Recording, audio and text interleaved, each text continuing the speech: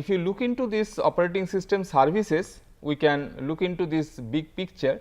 So, at the top level we have got this user and other system programs, then they talk to the system, underlying system, by means of this user interfaces, which may be a graphical user interface, may be a batch interface, or may be some command line interface. So, whatever it is, by means of this user interfaces, so this user and other system programs, so they will talk to the operating system via this operating system services. So, these are different services that are provided by the operating system, like program execution, IO operations, file systems, communication, resource allocation, accounting, error detection and protection and security. So, these are the different classes of services that are provided by the operating system, and for getting access to any of these services, there is another interface called system calls. So, this from this user domain, so you cannot directly land on to any of these services, you have to request it via an interface provided by the operating system, which is known as system calls. So, we will see how these system calls they are organized. So, by this, so each service that is available in this operating system, so it has got a unique number for that service. So, depending upon the service that it needs, so the program needs, so it will say it will request for that particular number. For example, the printing service may be service number 54, then opening a file may be service number 57. So, like that. So, accordingly the user program they will be requesting for those services, and finally the operating system will get those services done by means of this underlying hardware. So, this operating system will use the basic input output service routines of it to talk to the underlying hardware, so that the operations are performed by the system. Coming back to the command line interpreters or CLI. So, CLI it allows users to enter commands to be performed by the operating systems. Some operating systems include the command interpreter in the kernel. So, kernel, that is the main part of the operating system, where that has got direct interaction with the hardware. So, sometimes what we will have is that this command interpreter, that is after the user has entered command to the keyboard, what does it mean? So, that part becomes a part of the kernel part of the operating system. So, that is the major the innermost part of the operating system. So, we will understand this kernel slightly more when we go to these services in more detail. Some operating systems such as Windows and Unix treat the command interpreter as a special program that is running when a job is initiated or when a user first logs on. For some cases, this Unix and Windows operating systems, so they have got a command interpreter. So, they are commonly known as shells.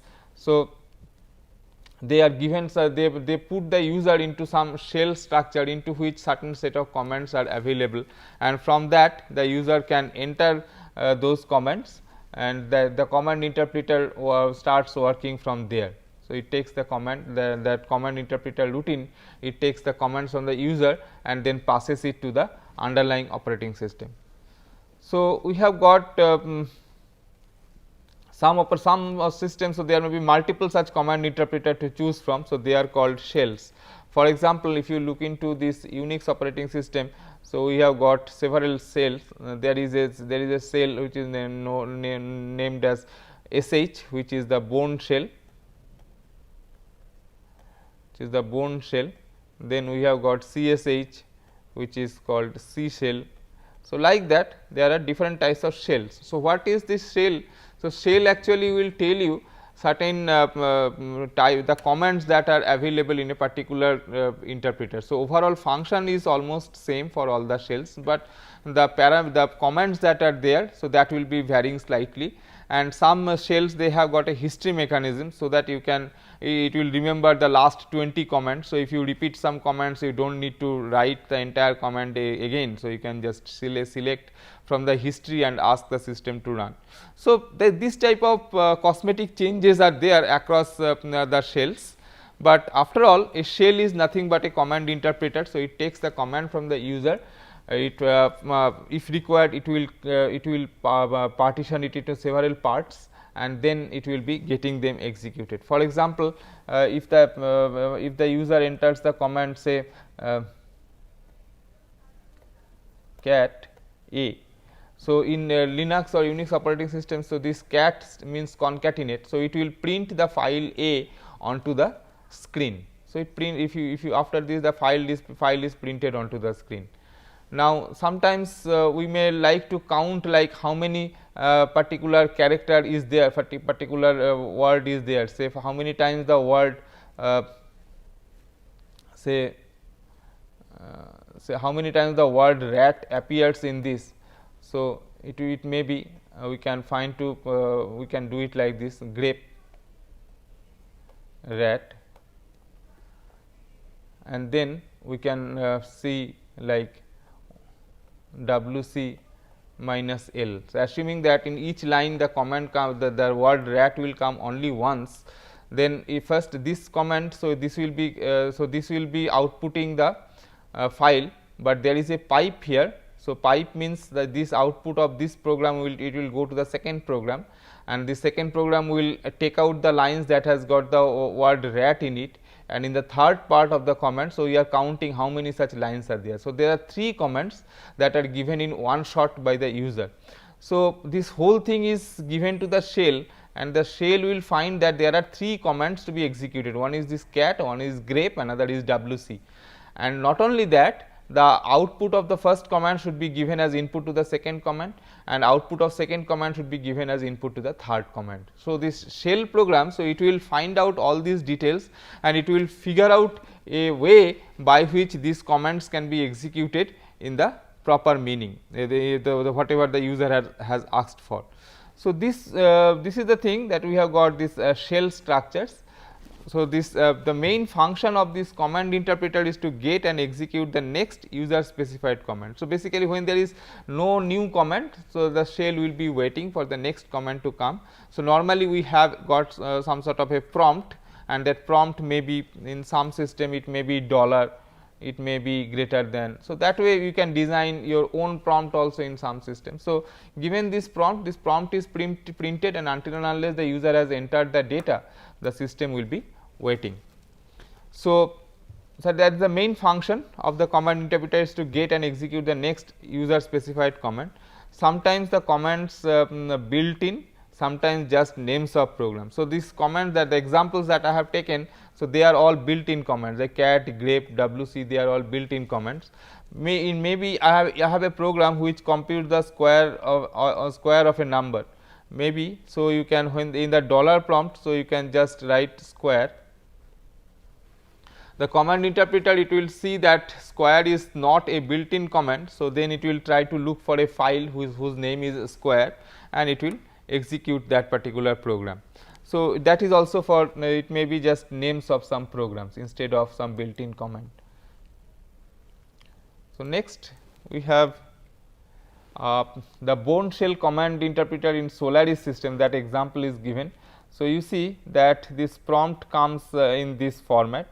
Okay, this name of the this is the prompt, the current directory structure, then this hash is there, and then we can give the command, like this is one command ps aux. So, this ps command tells what are the processes that are currently running, then aux, these are the options that are passed that are accepted by the ps command. So, for this detail you need to look into this manual for this Solaris or the Unix system, and then it is sorting them in some fashion, and then it finding the head part of it. So, that way it is printing this command. So, here also we have got these pipes between them, or for example, say this command. So, this uptime is a built in command. So, this measures how many times the system is up, since what time the system is up, what is the average load and all that. So, this way it can come up with a number of different commands that can be accepted. So, this is a Bourne shell type of interface. There are other interfaces also, like say this is another interface, this say W. So, this prints the this is a Mac for a Mac computer, this interface. So, this is W. So, this gives the users that are there from which console they are logged in. Then IO status, so this gives the IO status for different disks, IO statistics for different disks. Then this ls command, so this prints the files that are there in the system. So, like that we can have another user interface. Then next look into graphical user interfaces. Then the graphical user interfaces are much more friendly. So, they are user friendly desktop metaphor interface. Usually we have got a mouse, a keyboard and monitor. So, icons represent files, programs and actions, etc. And there are various mouse buttons over objects in the interface that cause various actions. So, as we click on the mouse button, so on a particular object or interface, so maybe that file will be opened or that particular program will start executing, or we may like to, it may give us the properties of that particular program or that particular object. So, like that we can have different types of actions defined. So, this was invented by Xerox PARC. So, by now almost all the computer systems that we are getting, so they have got this graphical user interface. Many systems now include both CLI and GUI interfaces, like Microsoft Windows with GUI is GUI with CLI command shell. Like we have got in Windows, in MS Windows, so you have got command shell also for running some older programs. So, sometimes we need to go to this command mode and then we can invoke that command shell and go to the command line interface mode. Then this Apple Mac OS X is Aqua GUI interface with Unix kernel underneath and shells available. So, you have got this Unix kernel and the shells are there. So, based on that, so you can choose between different shells that are there in Unix system, like say Bone shell, C shell, K shell, like that, and based on that it will take the commands from the user. Unix and Linux have CLI with optional GUI interface like the CD, KD, Genome. So, these are some GUI interfaces that are available under this Linux platform. So, they normally have both this command line interface as well as this GUI interface. So, now almost everybody is comfortable with GUI interfaces. So, you will see more of GUIs than CLIs, but CLIs are existing because mainly because of legacy reason, that certain commands it is easier to be given in a as a command typed by the super user, and when the system is just starting, maybe the GUI has not yet started, there is an error that has occurred even before that. So, GUI system cannot come up. So, in that case the CLI interface can be utilized for debugging the system or asking the system to do some rectification action, so that the problem gets resolved. Then we have got this touch screen interfaces. So, touch screen they require new interfaces, like mouse is not possible or not desirable. Then actions and selection based on gestures, like sometimes we make some hand gestures or eye gestures. So, based on that the actions take place, and there is often a virtual keyboard for text entry. So, these are standard that we have got on mobile devices mostly. So, they have got these touch screen devices that requires new type of interfaces. Then there are voice commands, like we can give the commands verbally. So, that these mobile devices they are accepting it. So, that way we have got another type of interface, this touch screen interfaces. So, they are also very popular now. So, this is again one Mac OS X GUI. So, it has got its own features. So, people familiar with this Mac with the Apple operating system, so they will be looking into this. So, apart from the interfaces, so next after so interface is just to take the command from the user or get or knowing what the user wants to do. Now, the question that we will answer is how is it being done by the underlying operating system, how the interface tells the operating system what to do. Okay. So, they are done by means of system calls. So, system calls are programming interface to the services provided by the operating system. So, operating system designer will tell I provide all these services, for example, file related services, open a file, close a file, read a file, write onto a file, okay, so just check the permission of a file, change the mode of a file. So, these are certain type of facilities or type of services that are provided on files by the operating system. Now, each of these services, as I said previously, has got a number. So, these services they are typically written in a high level language like C or C++, and they are mostly accessed by programs via a high level application programming interface or API rather than direct system calls. So, so most of the time nowadays you will find these APIs, and these APIs, so they will ultimately call the underlying system, underlying operating system using those system call numbers. So, normally there are different types, different APIs that have come up. There are three most common APIs: the Win32 API for Windows, POSIX API for POSIX based systems including almost all versions of Unix, Linux and Mac OS, and we have got Java API for Java virtual machine. So, these are some of the APIs that are very common that are used by the operating systems. So, how these system calls, what are these system calls? So, here we have got an example. So, system calls sequence to copy the contents of one file to another. So, we want to copy the source file to the destination file. So, first thing is that acquire input file name. So, write prompt to the screen and accept. So, this is the first operation to be done. The acquired in the source file name has to be obtained. So, for that we need to write prompt to the screen like enter file name and then accept the input. Then I have to see to which file this will be copied. So, that way you have to acquire output file name. For acquiring output file name, the prompt should be written to the screen and the input should be accepted from the user. Then we have to open the input file. Now, the file that the user file name that the user has provided, the corresponding file may or may not exist. So, that way if file does not exist, then it has to abort. If the file exists, then I have to first create the output file. Now, for the output file, if the file already exists, that means that is an error. So, I am trying to overwrite a file. So, that is aborted, and then it goes into a loop. In a loop, so it reads from the input file and writes onto the output file until read fails. So, as long as we are reading from the file, so maybe we are reading, this file read is done in terms of blocks. So, one block may be 1 kilobyte or 2 kilobyte or 4 kilobyte, like that, there is a system defined block size. So, in one read we read one block of data from the input file and then we write that block to the output file. So, this thing goes on in a loop till there are no more blocks available on the input file. So, this so the file, if the input file read pointer has reached the end of the file, then if you try to read it again, that gives a read failure. So, until this read fails, so it goes on in a loop like this, and once the read fails, that means entire file has been read and copied.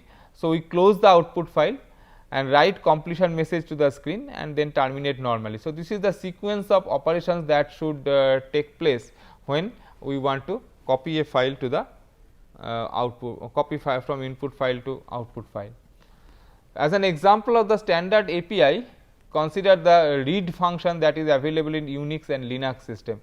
The API for this function is obtained from the man page by. So, if you do this man read, so this Unix and Linux system, so they provide online manual pages. So, you can just do this man and then the name of the command. So, accordingly it can find out the manual page and then it can print this thing.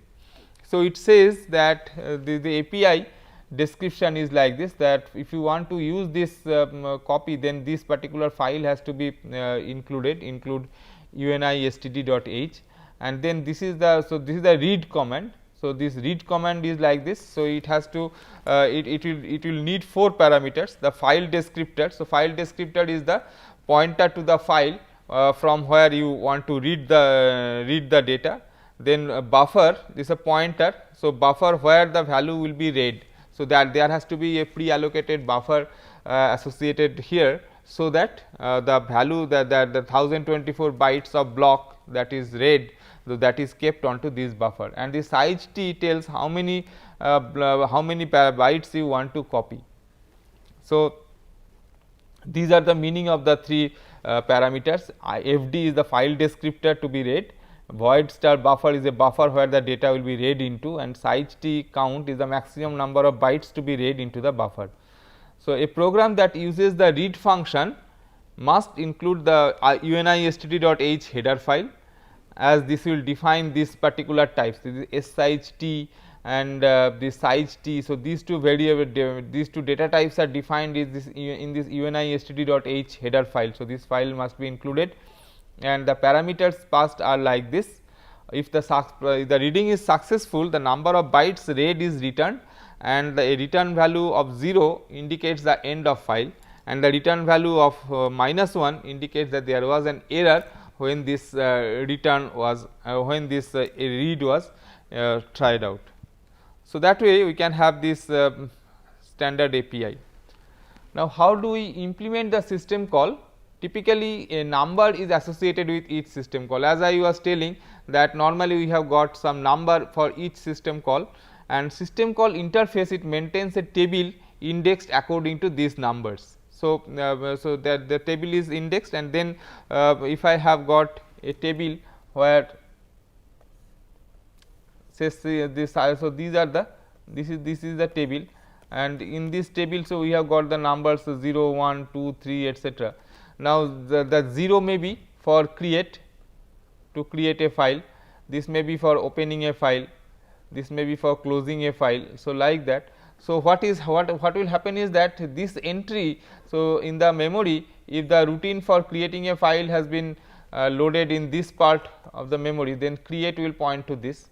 Similarly, if the open is somewhere here, the code for open is somewhere here. So, this will point to this particular memory location. So, like that. So, this table is indexed by that. So, that using this call, so it can using this pointer, so it can come to the corresponding memory location where the routine for doing that system call is loaded. So, the system call interface invokes the intended system call in OS kernel and returns the status of the system call and any return values. So, this execution is done in the kernel mode of execution, not in the user mode.